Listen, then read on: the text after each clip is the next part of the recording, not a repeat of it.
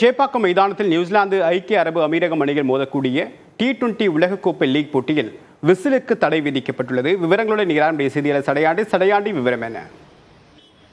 தேவபிரியன், சென்னை சேப்பாக்கம் மைதானத்தில் உலகக்கோப்பை கிரிக்கெட் தொடரின் லீக் போட்டியான நியூசிலாந்து மற்றும் ஐக்கிய அரபு அமீரகம் அணிகள் மோதக்கூடிய போட்டி 3 மணிக்கு தொடங்கி இருக்கிறது. இந்த போட்டியில் டாஸ் பெற்ற ஐக்கிய அரபு அமீரகம் முதலில் பேட்டிங்கை தேர்வு செய்து விளையாடி வருகிறது. சென்னை சேப்பாக்கம் மைதானத்தில் நடைபெறக்கூடிய 2வது உலகக்கோப்பை கிரிக்கெட் போட்டி இதுவாகும்.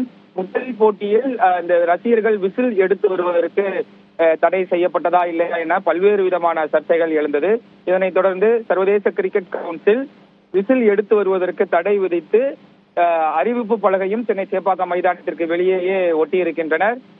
அதன் அடிப்படையில சென்னை சேப்பாக்கம் மைதானத்தை பாதுகாக்கக்கூடிய காவலர்கள் ரசிகர்கள் விசில் எடுத்து உள்ளே வந்தால் அதை வாங்கிவிட்டு ரசிகர்களுக்கு மட்டும் அனுமதி செய்யக்கூடிய காட்சிகளை நம்மால் பார்க்க முடிந்தது.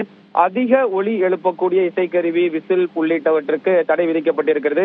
அது மட்டுமல்ல, விசிலோடு சேர்த்து கிட்டத்தட்ட 20 பொருட்களுக்கு தடை விதிக்கப்பட்டிருக்கிறது. கடந்த உலகக்கோப்பை கிரிக்கெட் போட்டிகளில் எல்லாம் விசில் அனுமதிக்கப்பட்டிருந்த சூழ்நிலையில் நடப்பு உலகக்கோப்பை கிரிக்கெட் போட்டிக்கு மட்டும் கிரிக்கெட் போட்டியிலிருந்து விசில் அனுமதி மறுக்கப்பட்டது. ரசிகர்கள் மத்தியில் சற்று ஏமாற்றமாக இருந்தாலும் விசில் மூலமாகத்தான் நாங்கள் எங்களுடைய வெற்றியை கொண்டாட முடியுமா, மற்ற வழிகளிலும் நாங்கள் கொண்டாடுவோம் என ரசிகர்கள் தெரிவித்த காட்சிகளை நம்மால் பார்க்க முடிந்தது. தொடர்ந்து இந்தியா விளையாடக்கூடிய போட்டிகள் இல்லை என்றாலும் சென்னை சேப்பாக்கம் மைதானத்தில் கடந்த உலகக்கோப்பை கிரிக்கெட் போட்டி கிட்டத்தட்ட 21,000க்கும் மேற்பட்ட ரசிகர்கள் வந்திருந்தார்கள்.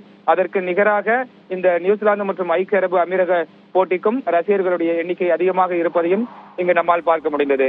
தேவபிரியன், விரிவான தகவலுக்கு நன்றி சடையாண்டி.